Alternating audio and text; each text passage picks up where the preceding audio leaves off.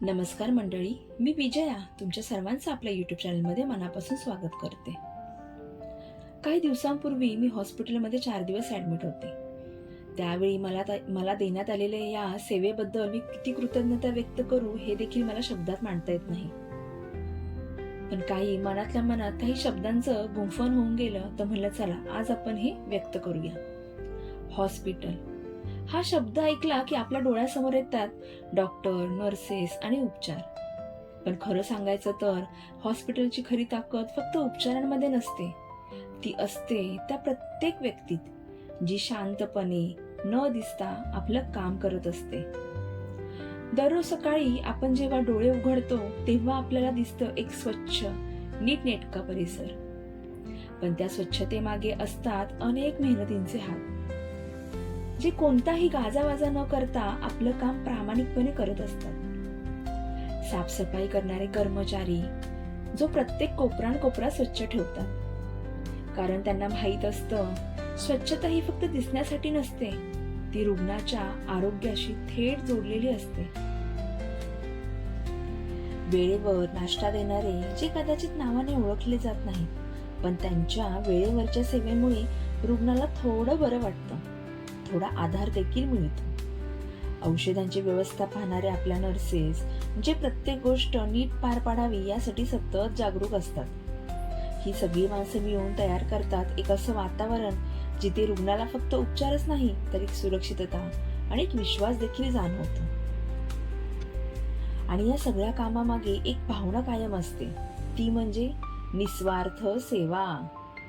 त्यांच्या या शांत, सातत्यपूर्ण कामासाठी मनात एक खोल कृतज्ञता निर्माण होते, कारण ते फक्त काम करत नाहीत, तर प्रत्येक रुग्णाच्या बरे होण्याच्या प्रवासात महत्त्वाची भूमिका निभावत असतात. आपण अनेकदा मोठ्या गोष्टींकडे लक्ष देतो, पण या छोट्या छोट्या गोष्टीच एखाद्या रुग्णाच्या बऱ्या होण्याच्या प्रवासात खूप मोठा फरक घडवतात. कधी कधी औषधांपेक्षा जास्त परिणाम करते ती स्वच्छता, शिस्त आणि वेळेवर मिळणारी सेवा. ही माणसं कदाचित समोर येत नाहीत, पण त्यांचं काम प्रत्येक ठिकाणी जाणवतं. हॉस्पिटल खरं सुंदर दिसतं ते फक्त भिंतींमुळे नाही, तर त्या प्रत्येक हातामुळे, जे न थकता न थांबता आपलं काम करत असतात. खरं तर माझ्यासाठी हा खूप वेगळा आणि नवीन अनुभव होता. माझ्या सानिध्यात असलेले doctor Harshal, doctor Yogesh, doctor Manjusha Agarwal आणि त्यांची टीम, त्याच प्रकारे डॉक्टर अनिता पटेल आणि त्यांची टीम, आणि त्याच सोबत असलेल्या सर्व नर्सेस, मी ह्यांची खरंच मनापासून खूप कृतज्ञ आहे. वेळोवेळी आपल्या ऑनलाईन मेसेजला रिप्लाय देणं, प्रत्येक छोट्या छोट्या गोष्टींची काळजी घेणं, हे सगळं खूप महत्त्वाचं असतं जेव्हा आपली वेळ कठीण असते त्यावेळेला. ओटीमध्ये भेटलेली प्रतीक्षा, ती तर अगदी अर्ध्या तासातच मला माझी जवळची मैत्रीण वाटू लागली होती.